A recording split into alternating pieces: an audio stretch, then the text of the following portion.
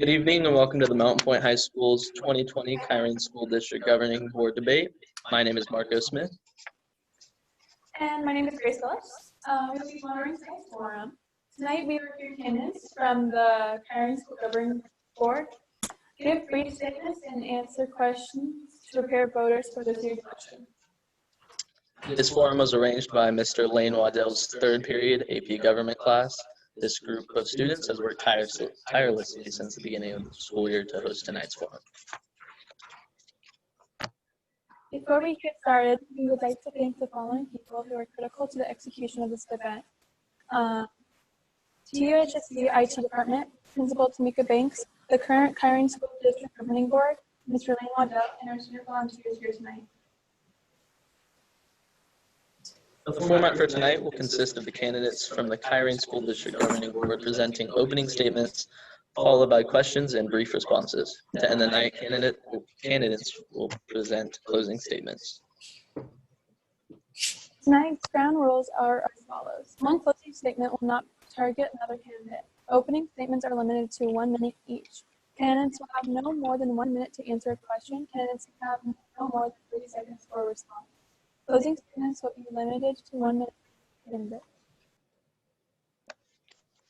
We will now begin the forum for the candidates for the Kyrene School District Governing Board. The candidates on the panel, in alphabetical order by last name, are Michelle Fay, Wanda Kalamijic, Trina Nelson.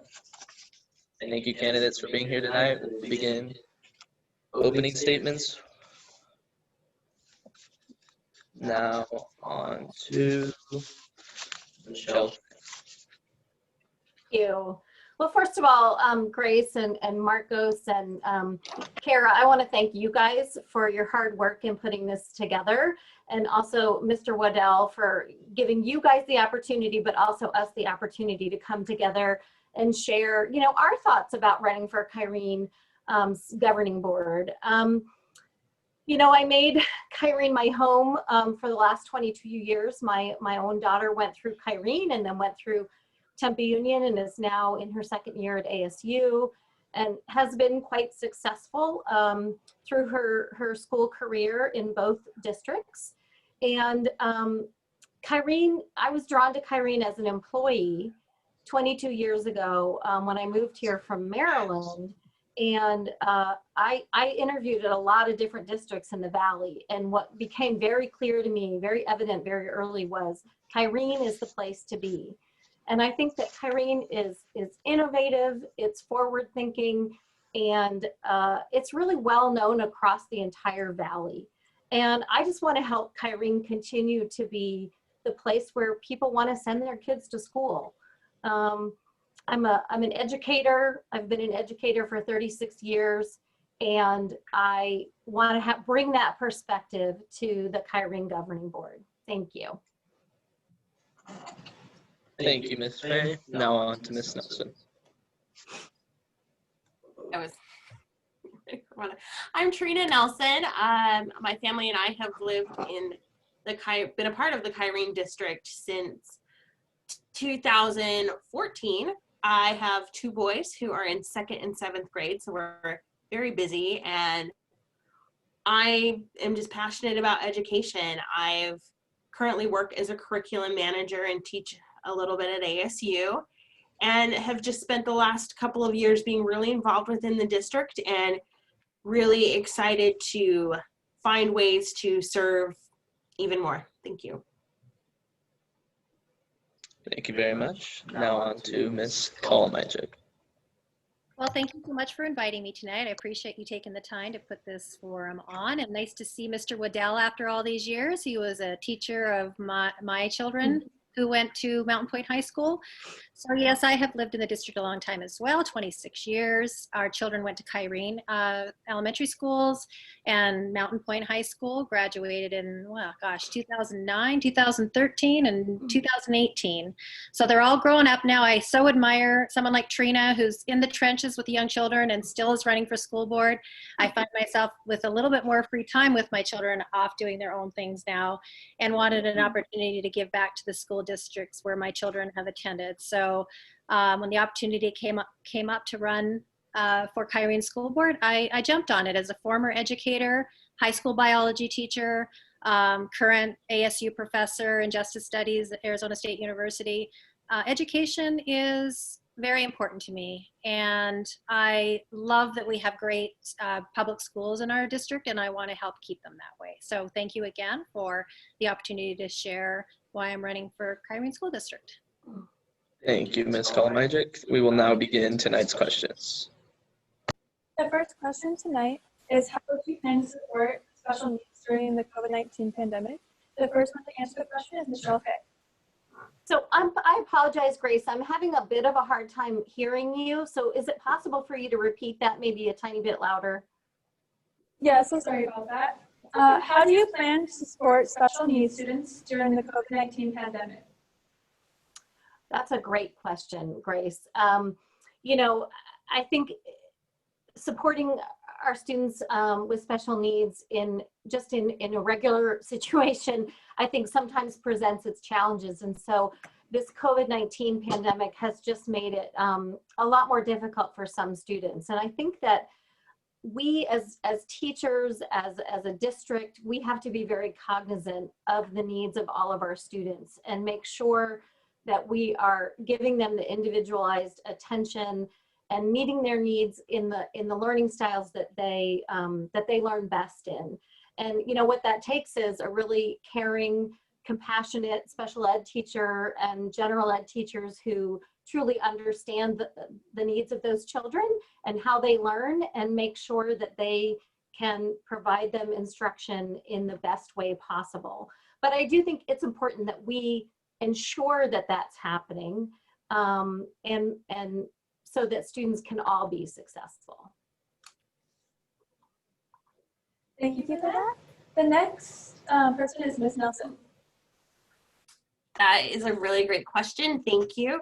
And it's something I have a little bit of familiarity with. Kyrene has done a really, you know, COVID has been very unexpected. And I think Kyrene has really leaned into a lot of the gaps that have occurred, especially in the special education community. During the best of the times, it's, you know, making sure IEP meetings are still happening. Is everybody getting their appropriate public education that they are entitled to by law? And I think the crux of supporting students during this time is over communication. Parents feel unmoored, either due to their own personal work circumstances or what have you. And so making sure we're over communicating between staff and home and coordinating if the student's learning online, making sure those services are still taking place to the best of our abilities is probably the best thing we can do at this time. Thank you, Ms. Nelson. Next is Ms. Kohlmeiser. So I recently participated in a forum similar to this, except for it was parents that had special education children, and they were talking about specifically challenges that their children were facing, and the schools, Kyrene School, and I think we were talking about Tempe Union as well, and their responses to that. And it was really illuminating for me. I had a child who had some issues as well, and they were quite different than all of the parents that were talking that evening. And it made me realize how broad the spectrum is of challenges that students face. And I guess for me, Trina touched on communication, and I would agree with that, talking to the parents because they know best what their children need, but also the professionals, right? The teachers that are providing those services in the classroom, giving them the support that they need. And I wonder sometimes if that means more aides in the classroom. I know just from being a regular classroom school teacher, so to speak, having extra people in the classroom to help is tremendous. I can imagine as a special education teacher that would be true as well. So that might be an area that we might have to look at in supporting them. Thank you. Now we'll have the second question. Our second question for tonight will begin with Ms. Nelson. What are your plans for the continuation and the expansion of school sports along with other extracurricular activities? Good. Also, another good question. As far as the expansion goes, I would be really cautious on commenting on that just due to where we're at with COVID-19. We know at any point that guidelines could change, and we also have some really big looming budgetary issues facing our way. One thing that I do feel strongly about is making sure we do have robust extracurriculars for our students to choose from within Kyrene. We know that sports are currently occurring, and on the other end, a lot of our music electives have been kind of curtailed just due to certain precautions we need to take. So making sure that we, continue to move forward safely with sports, but finding a way to bring back our band and our choir and our orchestra in a way that is also safe is really key. And I think continuing to work with public health officials as well as those special area teachers is going to be critical to finding innovative ways that students can continue to grow their own personal, in their personal areas of interest. Thank you for your response. Now on to Ms. Kalmajic. Well, I remember way back in the day when I was in school, I loved playing sports, volleyball, basketball, all those, contact sports that right now raise concerns, of course. And I remember as a high school teacher having conversations with administrative staff and counselors about students who, because of the extracurricular activities they were involved in, it kept them in school. So that's a very important piece. Also, just to having a rounded student includes music, sports, and all of those things. But all has to be looked at through the lens of the challenges of COVID-19 and taking direction from our health experts and telling us the most safe way to accomplish those goals. And we're learning more and more ways, I feel like, every week and every month as we go deeper into this pandemic about understanding transmission. And so being able to be creative about ways of being involved with these types of activities in safe ways are evolving all the time. So I would just keep my eye on that and try and expand as much as possible to offer our students what they need. Thank you. Now on to Ms. Fay. Thank you. It's a great question. And I have to say, I have been totally impressed with so many of our specials teachers who have found ways to offer these opportunities. You talked about band and chorus, Trina. We have band and chorus teachers who are now offering, since they can't do it during the school day, they're offering after-school programs that are being done through Zoom, and kids are being quite successful in having those opportunities. And I think we always have to think about how do we educate the whole child, but with COVID, we also have to follow the science. So I think we have to be prepared to be agile and change as the data changes. We are watching the data very carefully, and we just need to be prepared to open things up when it looks like it's safe, but we also need to make sure that we're protecting students when the numbers may start to increase, and we want to make sure that we keep our students safe and healthy. Thank you. We're now going to move on to our third question. Our third question tonight, our teachers are facing an advent of increased workload, tons of technical issues, and constant frustrations because of online learning. What would you do to alleviate these issues?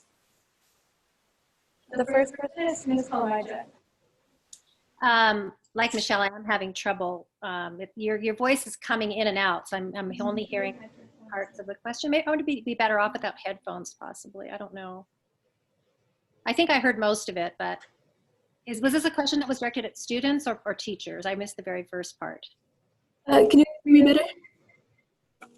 Let's try it. You still seem like you're coming and going, but let's try it. Teachers are facing an advent of increased workload, tons of technical issues, and constant frustrations because of online learning. What would you do to alleviate these issues? So it is a teacher-related question. Gosh, I know at our company, our IT guy was somebody who you kind of forgot about until you were desperate, and then everybody wanted him at the same time, it felt like. So, I don't know what sort of support. I know that they have a whole IT department at Kyrene schools. So I think that having the people at their disposal for those issues will be really helpful. Other than that, I mean, somebody had a great quote, like teachers are building the airplane as they're flying it, so to give them a break, right?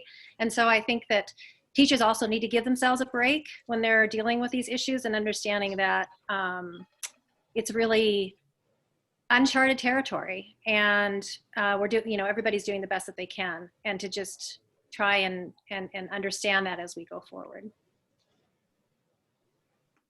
Thank you. The next person is Miss Bay. Thank you. So, I do professional development in Tempe Union. And so I have been directly supporting teachers with how to do this online hybrid kind of learning. And there is no doubt it is a challenge, especially when you're trying to teach students in person and online simultaneously. And I think one of the things that Kyrene did that was really smart was, although we did have to rearrange students are either now learning in person or learning online. And so we've reduced the burden a little bit on teachers because they're only having to focus in teaching in this one mode, which I think is a tremendous help to them, because when you're faced with developing all this content online for the very first time, it's very, very time intensive. So we're encouraging our PLCs to work together. We're encouraging people to share with one another. But the bottom line is this is hard work. If you're doing it well, you're working really hard. And I think we need to give people grace. We need to give people patience, and we need to make sure that they know that it's okay to make mistakes. I talked about this in our board meeting last night. And it's okay. It's a good model for kids to see you make mistakes and then recover from that. Thank you. Next is Miss Nelson. I 100% agree with Michelle. I also think something really great that Tempe Union, I've heard a lot about their very robust professional development, helping teachers kind of acclimate to online learning. And I think that's a key sometimes that's forgotten, that online learning is its own pedagogy. And if you have, 25 years of in-person experience, it's going to be very difficult to pivot to this new classroom, this new mode of teaching, engaging students in a very different way. And the best thing we can do for those teachers who are staying in that modality, and it's great that they are, either or, not both, is making sure that they feel confident in this new world. It's got to, as an experienced teacher, it has to be a little confidence shaking to suddenly be like, I don't know how to press, especially, I'm just thinking of our middle school teachers, I don't know how to press chord, and the kids maybe know a little bit more than you, but getting comfortable in those modalities, learning how to engage people is going to be really key. Thank you. Thank you for your guys' responses. Next, question 4. Question 4 is going to revert back to our first topic of the night. How do you plan to allocate funds for mental health resources on campus? What is the district's approach to mental health assistance? And this question will begin with Ms. Fay. So I think that mental health during this pandemic is critical, that we are ensuring that we're finding ways to reach out to students, reach out to families, make sure that their needs are being met. The unfortunate thing is we don't have a lot of funds. And so we have staffing, we have counselors, we have, a lot of support folks who are all working very, very hard to reach out to students. But we don't have enough counselors in Kyrene. We don't have enough counselors in Tempe Union. And so, and the budget issues are going to be great because of COVID in the coming years. And I think it's going to be a real challenge to get our state legislature to appropriately fund public education so that we can make sure that we are addressing the needs of the whole child. Thank you. Now on to Ms. Nelson. Yeah, I think that's very important. I know that the way that the schedules are allocated for each student currently, that they have increased the social emotional time for each student. And I think that's wonderful, especially for, our middle school kids and our elementary school kids, just trying to make a sense of the world they've been thrown into. It's been very chaotic. But on a larger level, we do need more school counselors. We need more social workers. We in Arizona have one of the highest counselor to student ratios in the nation, but all of that comes with a price tag. And so I know that there are many different community organizations and grants, but that funding isn't stable. We need a steady stream of income to make sure that our kids are getting the social and emotional support we need, because we know that this time has been challenging for everybody, and our children included. Thank you. Now on to Ms. Kalmajic. Yes, thank you. I actually just had a parent message me this question on my Facebook page. And so I actually was doing a little bit of research on it. And actually, from what I could find, Arizona is ranked bottom in the nation for counselor to student ratio, which is troubling. I mean, we're low in a lot of metrics, but lowest is obviously very concerning. So we are already in a hole, as the other candidates have mentioned, as far as support systems for our students. And the other statistic that I came across, and this isn't necessarily Arizona, this is more nationally, the suicide rates have tripled. This is pre-COVID, by the way. Our suicide rates in our young people have tripled in the last decade. And they're starting to see obviously concerns with all of the pressures of COVID and them, maybe children seeing family members sick and financial struggles. So it's compounding on top of compounding. So I'm very concerned about this issue as our students return, and our lack of funding for our professionals. I wonder if maybe there's an opportunity somewhere, maybe with some partnerships with maybe ASU or other colleges. I know we have a partnership with ASU for our Spark program. So maybe there's some opportunities there where we can use student, advisors. I think we have to probably get creative to fill this gap. Thank you for your response. We're now going to move on to question 5 for the night. Question 5 is, as a candidate for Kyrene, what do you feel is your responsibility for the students, the teachers, and the district in general?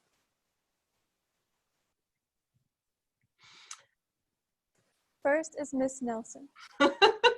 Didn't want to speak out of turn.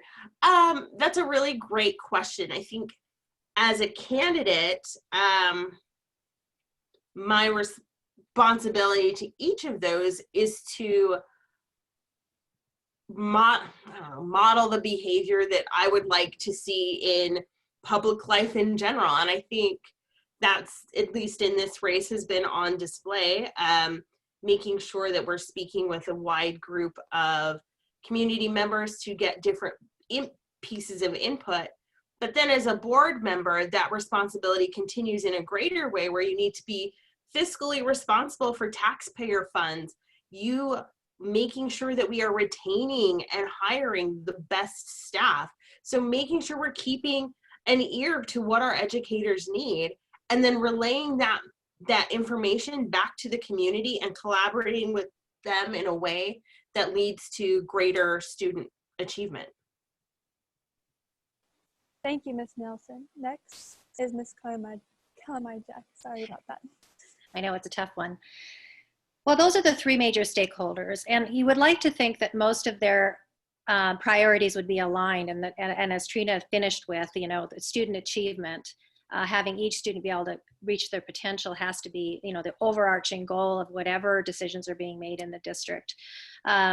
So the overarching goal is going to be the same. It's how you get there, where perhaps parents might differ even amongst themselves, and students and administrative and teachers. And so it is a balancing act in being able to listen to all of those stakeholders, and as Trina also mentioned, the community at large, who will be impacted by our decisions, both financially and now with the world of COVID, health-wise, right? So there's a lot to balance, and I think that coming in with great listening skills and problem-solving abilities will come in very, very handy in the coming years. Thank you. Next is Ms. Fay. Thank you. As a governing board, as a governing body, our job is to set the tone for the district and set the overarching goals and strategic plan for the district. And then our job is to hold the district accountable for carrying out that mission and vision.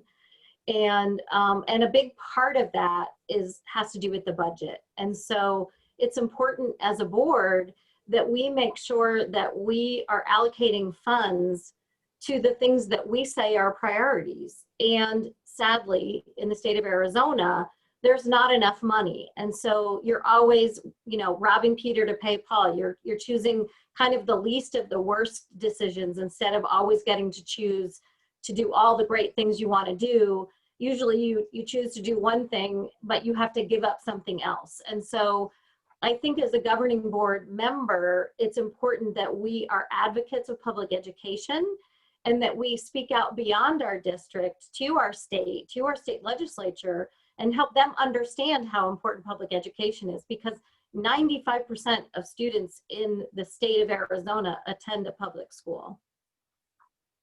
Thank you for your responses. Next is question 6.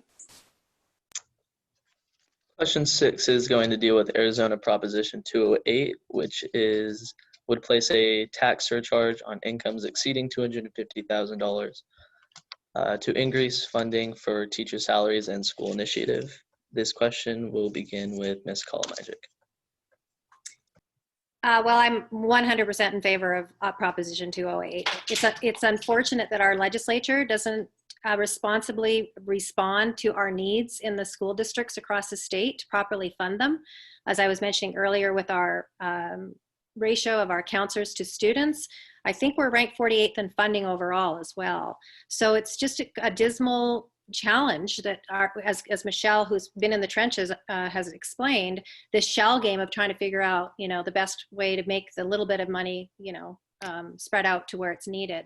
So Prop 208 taxes high income earners, and those high income earners in the last decade have been taxed less and less and less than any other, you know, middle class and lower class folks. So I think it's fair. I'm one of those high income earners. I'll be one of those people impacted. And I am so happy to put money in towards public schools. And I think there's probably more people that are willing to do it than we realize. So I'm very much in favor of Proposition 208.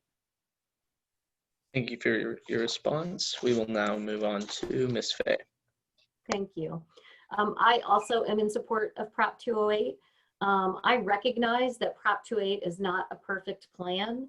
And I think that the state legislature has put us into this position where we are trying to get the community, the Arizona community, to say, we value public education. And I think that's coming out loud and clear in the last several years. That has been a clear message to the state legislature. However, they have not responded appropriately.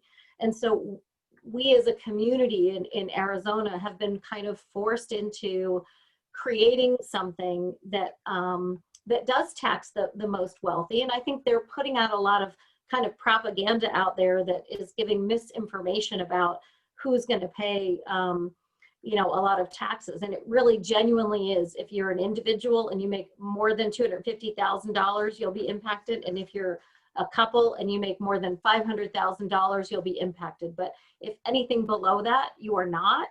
And there's a lot of concern about small business, but most small businesses don't fall in the $500,000 plus, you know, range of revenue. So I'm for it, even though it's not a perfect plan. Thank you. Next up is Ms. Nelson. I'm also supportive of Prop 208, and yes, there are some areas where it could be a little bit stronger, but I think that for me, the two key things that it does is dedicates money to raising teacher and support staff salary. That's really important. We know that we have a overwhelming teacher shortage here in Arizona, but what we also don't speak about is the shortage we have of support staff. We talked earlier in the evening about special education and having more people in those classrooms. That is support staff, and because of the low pay, it's a high turnover, hard to fill position. You know, raising those wages is going to, again, help attract higher earners. It's also going to put some money into teacher training and education so that we're building a stronger pipeline of teachers in Arizona, which we don't have at the moment. Thank you for your response.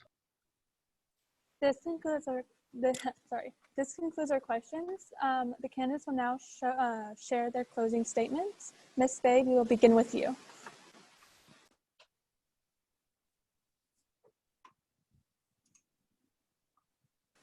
You're muted. I apologize. Very sorry about that. First of all, I just want to thank you for this opportunity. You know, Kyrene is a special place, and I care deeply about Kyrene's continued success and continued place where people want to bring their families. When you have neighborhood schools that are wonderful, it's great for property values. It's great for neighborhoods. It makes them a great place to live. And I am committed to doing the work to engage in public discussion that is meaningful and will help to continue to move our district forward. And you know, we have a great district mission and vision, and we just want to continue to down that path of being a really strong district in the state of Arizona. Thank you. Next is Ms. Nelson. Thank you for hosting this. I love student-led events. This has been really great. You know, the next coming year, maybe year plus in Kyrene, I think there are going to be a lot of really big changes coming our way through budgets, through staffing changes. And I think it's really important that we have a board in place that is able to lean in, listen to the community, collaborate together, and continue to drive Kyrene forward. I feel like my experiences as a parent and also as an educator give me a really unique perspective on some of Kyrene's strengths and a different ability to reach out to other communities that may not have been heard in the past. And I hope that I have the honor of serving the community in the coming year. Thank you. Thank you. Next is Ms. Kalamajek. Thank you for hosting. It's been a great event. I remember when I was teaching high school and now teaching at ASU, it energizes me whenever I'm working with the young folks. They have so much to offer, and this event has just proved that once again. And you're all products of this public education that we all desperately in this group all want to protect. And I think we all have our heart there to do that. I'd like to think my background with being a former high school teacher, being a current educator and working with young folks, and also my business experience. My husband and I have been running a business for the last 30 years, international business that's thrived in the community. And that's given me some wonderful skills that I learned just by doing that I think can be applicable in these challenges coming up. So I have a pretty wide range of experience that I would like to offer back to the community that has served our family so well. And I hope that you'll consider me as a candidate. Thank you. This concludes the MPHS Public Forum. We would like to thank everybody who made this event possible, as well as everybody who attended online. We would also like to wish the candidates good luck in the upcoming election. Thank you for watching and have a wonderful evening. Thank you so much. Thank you.